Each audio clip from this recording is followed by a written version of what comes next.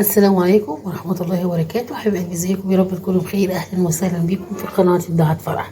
النهارده بقى هنعمل طبق جميل جدا جدا ان شاء الله هيعجبكم. هنعمل البصارة اللي هي بالفول المدشوش. الفول المدشوش زي ما حضراتكم شايفين كده معايا، انا غسلاه حلو جدا جدا وسايباه كده يصفي في المصفى. اما هنا معايا ربطة من الكزبرة الخضراء وبصلاية واحدة وخمس ست حبايات من الثوم. الحاجات دي كلها زي ما حضراتكم شايفينها كده. انا حاطه الميه في الحله بتاعتي.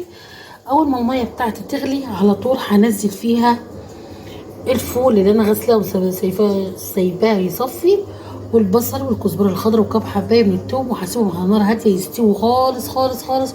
واول ما يستووا هنشوف هنعمل ايه في الطشه بتاعتنا، وازاي هنخلي البصاره بتاعتنا نفركها ونحطها في الكبه. هنشوف ده كله طبعا خطوه خطوه مع بعضنا، ويلا بينا نقول بسم الله ونبدا. حبايبي زي ما حضراتكم شايفين حطينا البصل والفول وحطينا الكزبره الخضراء وحطينا الثوم والحاجات دي كلها. دلوقتي في الحله بتاعتنا هنسيبها تستوي. عاوزه الفوله بتاعتي تبقى زي الزبده، ما حملتش اللمسه. هسيبها على نار هاديه خالص تستوي كده مع الحاجات الحلوه دي كلها، وهنشوف الخطوه اللي وراها ان شاء الله هتكون ايه. حبايب قلبي شايفين حبايه الفول اتهرست او اتهرت خالص من السوا، استوت خالص ما شاء الله عليها. بسويها حبه، اسويها على نار هاديه خالص خالص. تقدري تخضري البصاره بتاعتك بحبه ملوخيه ناشفه. اول ما الفول بتاعك يستوي خالص تحطي معلقه من الملوخيه الناشفه، لكن انا بحب احط الكزبره الخضراء تستوي معاها، تبقى ريحتها حلوه جدا جدا وكمان طعمها اجمل. لكن لو ما فيش كزبره خضراء حبه الملوخيه برضو ايه بيقوموا باللازم وتبقى زي الفل. بعد كده هسيبها ايه كمان شويه، وبعدين هديها ضربه في الكبه، خلاط، هدي بلندر الموجود عندك ينفع. لو ما عنديش ولا حاجه خليكي زي ما انت موطيه النار وهدي كده وقلبي قلبتين حلوين كده بالشكل اللي حضراتكم شايفين، لحد ما تلاقيها اتهرست الفوله بتاعتك وبقت حلوه خالص. لان طبعا الفوله مش حامله اللمسه، فهي ايه بتسيح لوحدها كده. هضربه في الكبه ونحضر الطشه بتاعتنا وهنشوف طشتنا هتبقى ايه. يا حبايبي كده الطشه بتاعتنا حمرنا البصله اخر دقيقه بس، هنحط الثوم والكزبره بس كده. يبقى احنا عملنا كده الطشه بتاعتنا.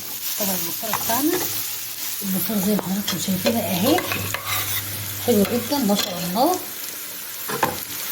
دلوقتي هنغرفهم ونوريكم الشكل النهائي. حبايب قلبي ده الشكل النهائي للبصاره بتاعتنا، طلع تحفه.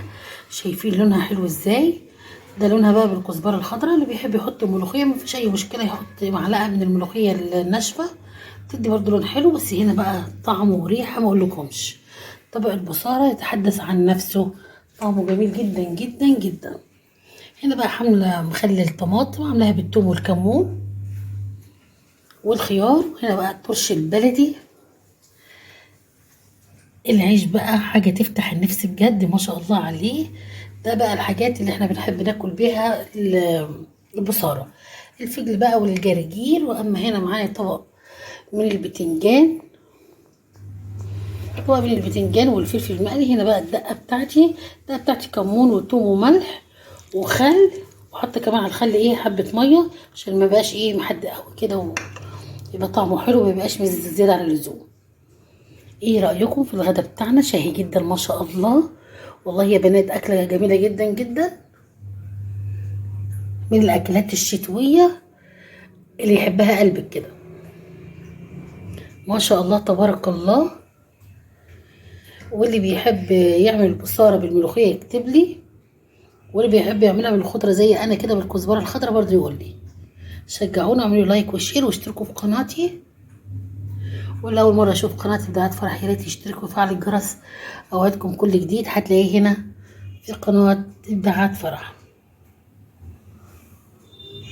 أشوفكم على خير. السلام عليكم ورحمة الله وبركاته.